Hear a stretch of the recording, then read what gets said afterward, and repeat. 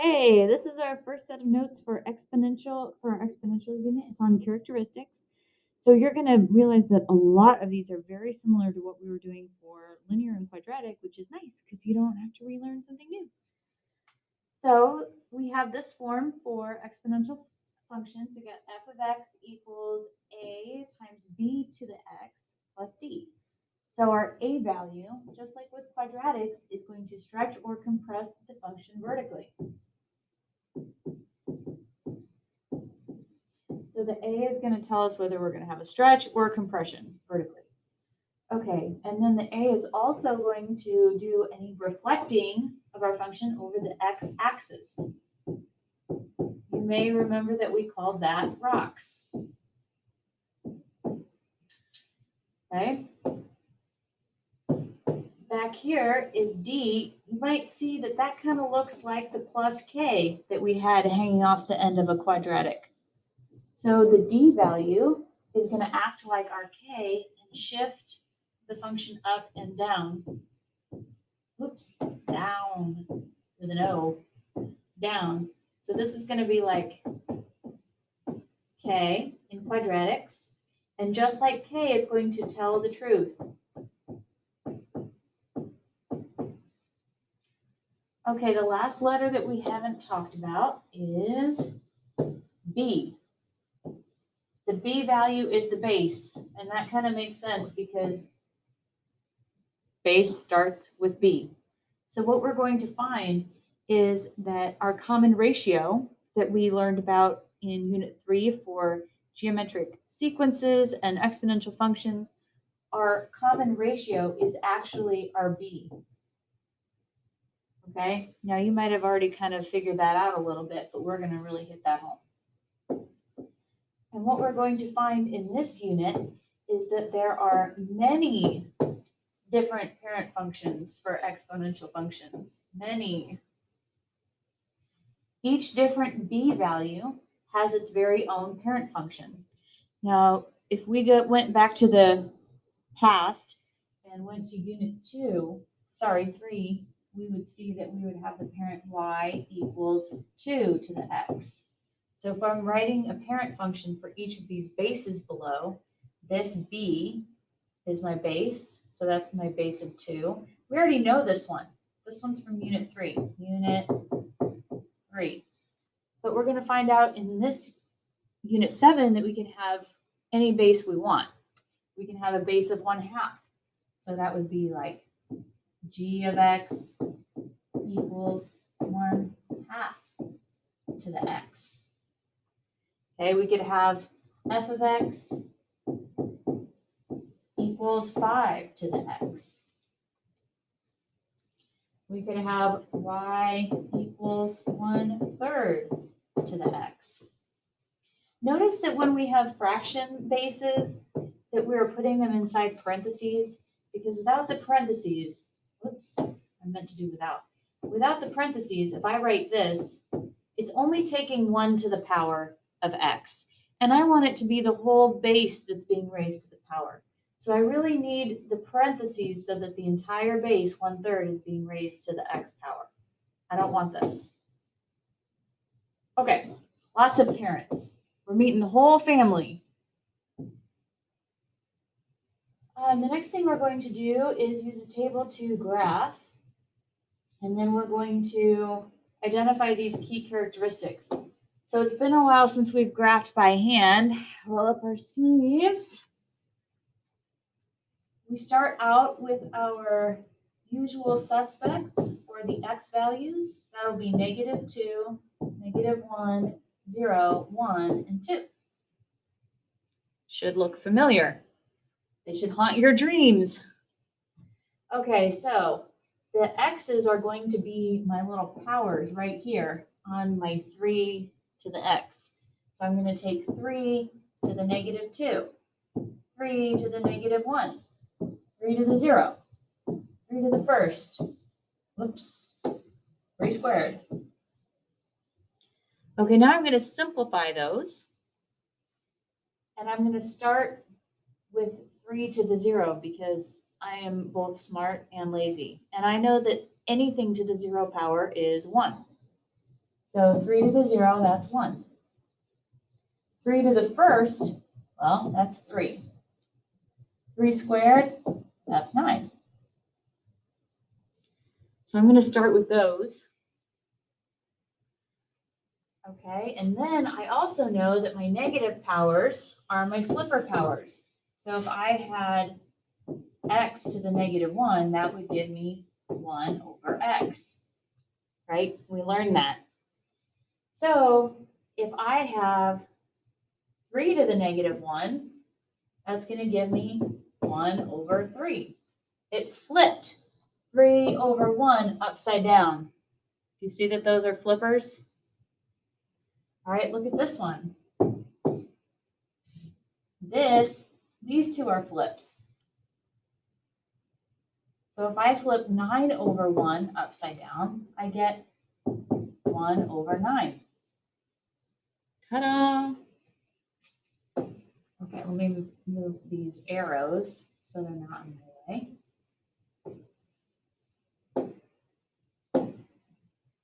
All right. Now, if I look at my pattern here, let me get rid of the over 1. You know that 3 is over 1. Okay, so what are we multiplying by every time? We're multiplying by 3. Our common ratio, our R, is 3. And what we're learning today is that that is also our base, our B. The R is 3, and so is the base. These are the same thing. Put some stars by that, put it in a box. Look at this right here. This is your R and your B. All right, let's graph these points. So I like to start in the middle. 0, 1, and then I like to go right and then left because I'm weird. Okay, so 1, 3, 2, 9. If I'm going too fast, pause me, graph your own points, and then make sure that you got your points where they're supposed to go. Okay, so 1/3 and 1/9 go there.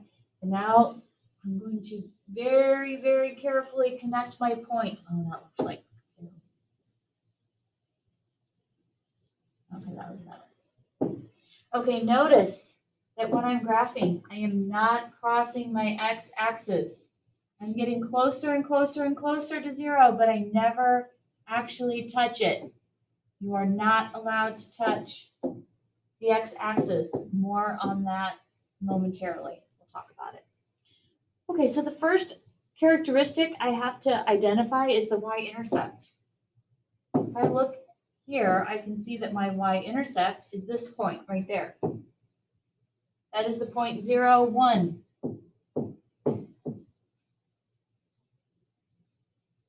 Okay, the next thing it's asking me for is my horizontal asymptote. Remember how we said that we could get really, really, really, really close to the x-axis but never actually touch it? It's because my y values are getting smaller and smaller and smaller as I go to the left.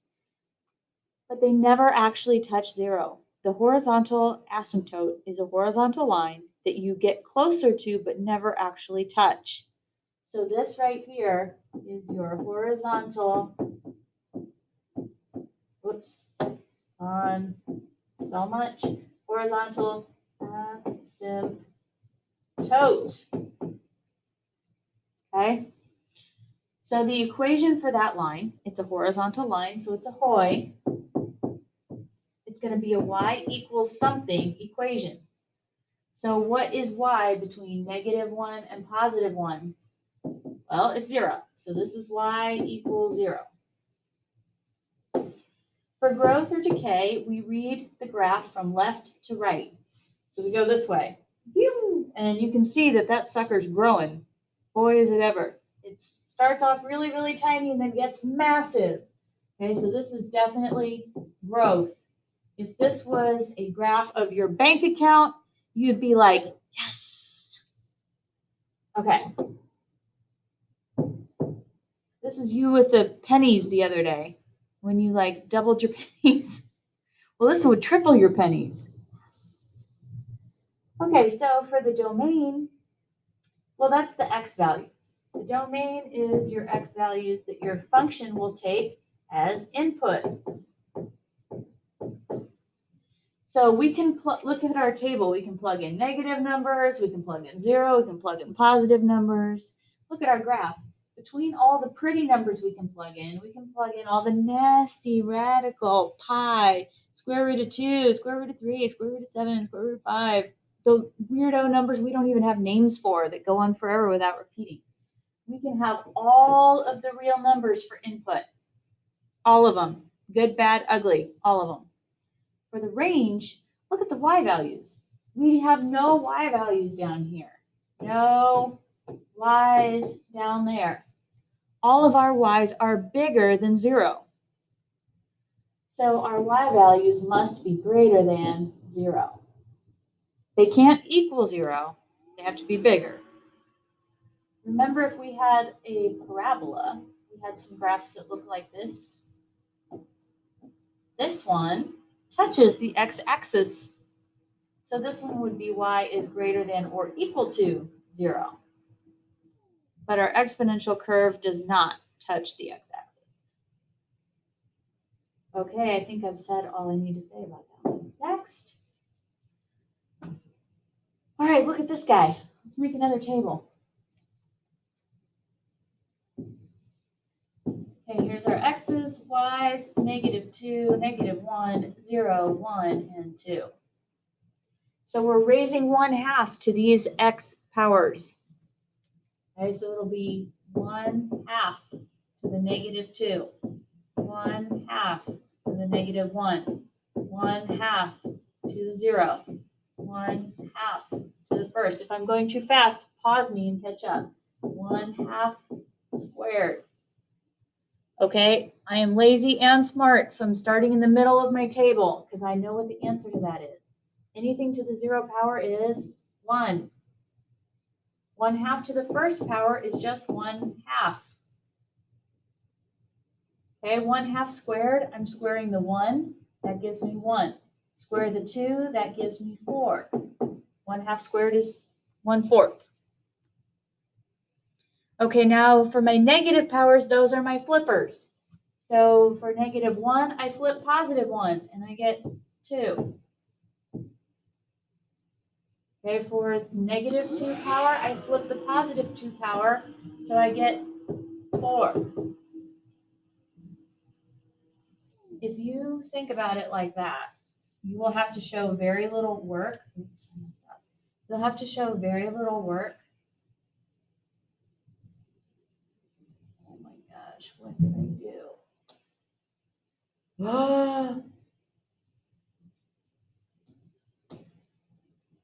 Okay, I don't know what I did. I'm going to try to fix it. I lost my tune. Okay. All right, let's look at our pattern. So from 4 to 2, from 2 to 1, from 1 to 1/2, from 1/2 to 1/4, we are dividing by 2. Now remember, we don't want dividing, we want multiplying. So I have to change dividing by 2 into multiplying by 1/2. So my R is 1/2, and so is my B. Look, right there, look at my base. It matches, that's your check. It should all work. Okay, let's graph these points. Okay, 0, 1, pow. 1 goes to 1/2. 2 goes to 1/4. Okay, now I'm going to go the other way. -1 goes to 2. -2 goes to 4. -3 would go to 8. So now I'm going to connect my points. Arrows on both ends. I don't know if I said this on our last graph, but I'm going to say it now. We need 5 points, people. Just like quadratic land, we need 5.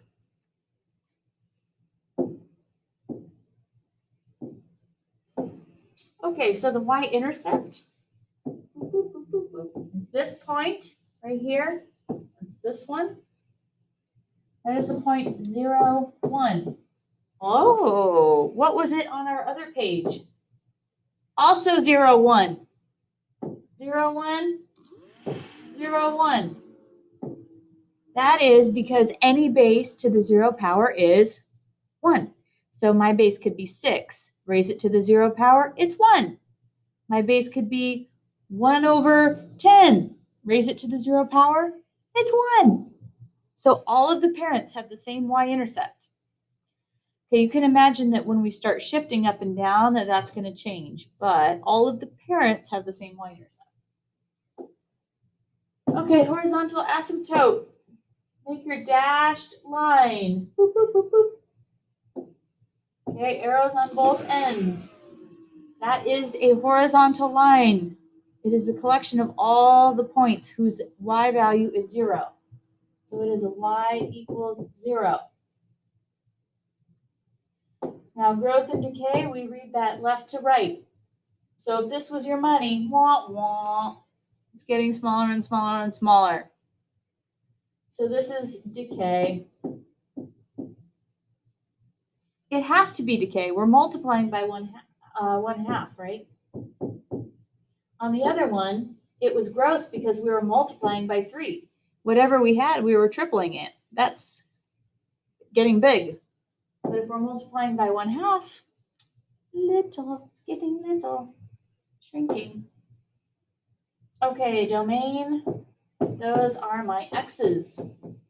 Okay, again, I can put in any x, negative, positive, 0, weirdos, all of them, all real numbers. The range, all of my y values are still bigger than 0. Y's are greater than 0. Okay, now this end part's going to go fast.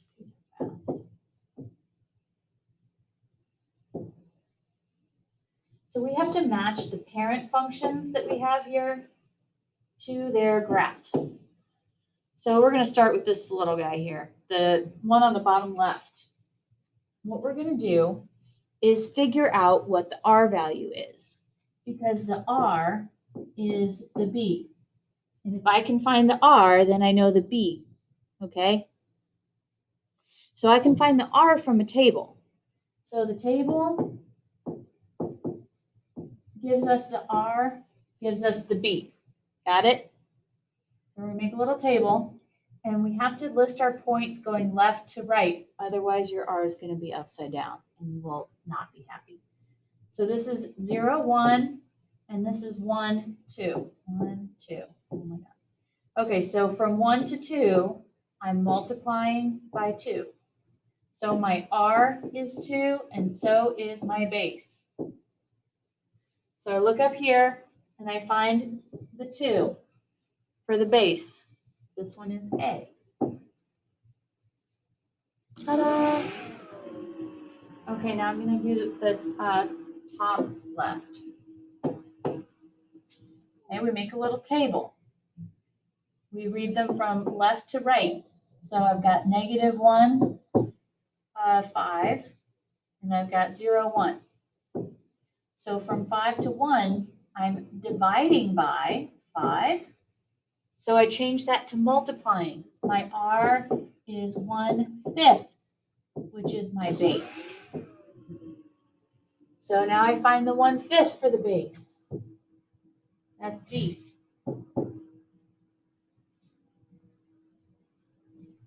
Okay. Next, let's do this one. So left to right for the points.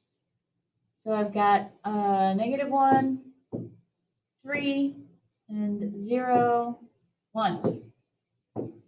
So dividing by 3, so multiplying by 1/3. My R is 1/3, and so is my base. 1/3 is up here, that's B. Okay, last one. Make a little table, go from left to right. Okay, 0, 1. And then I've got 1, 4. So from 1 to 4, that's multiplying by 4. So my R is 4, and so is my base. Find the 4. That's C. Ta-da! It's really easy. Okay. Last but not least. Okay, we can tell that a point lies on the graph of an exponential equation if, when we plug in the values for x and y, they make the equation true.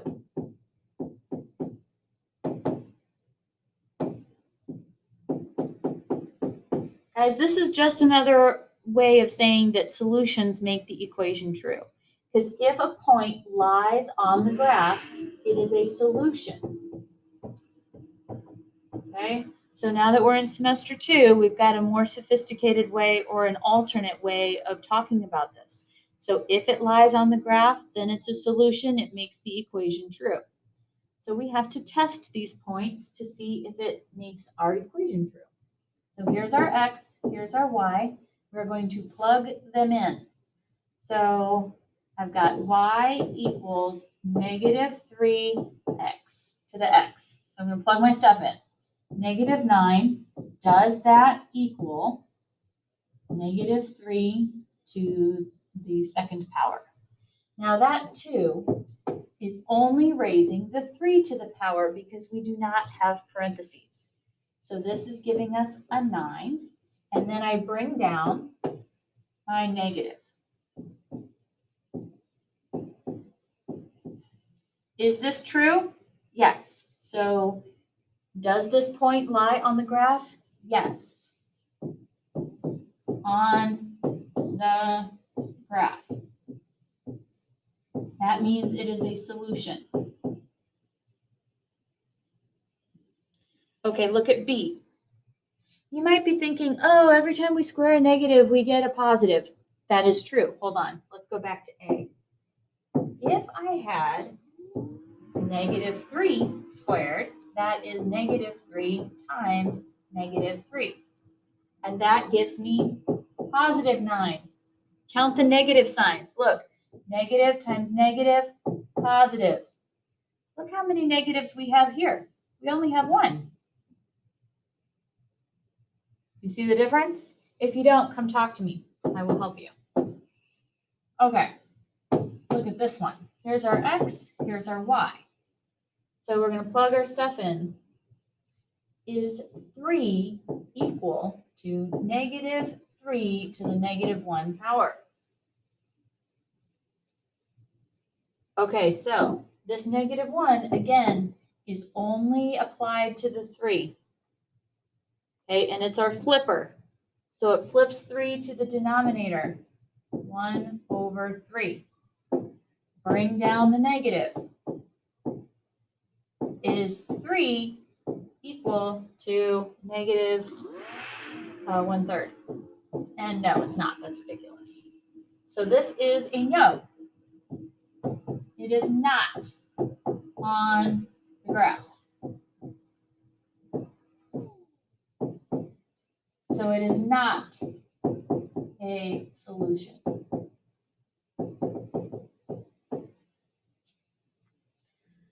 So the next bit says, can you think of another way? What if we had a list of points? It would be easy enough to see if these points were on our list of points for that graph. Well, you have a calculator.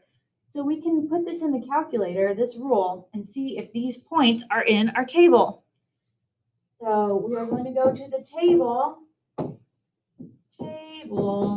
on the calculator. Okay, so let me just commit that to memory. So we go to the y equals, and we say opposite of 3 to the x. Oops, I forgot the power caret. Back it up. Power caret, x. Okay, I can graph it.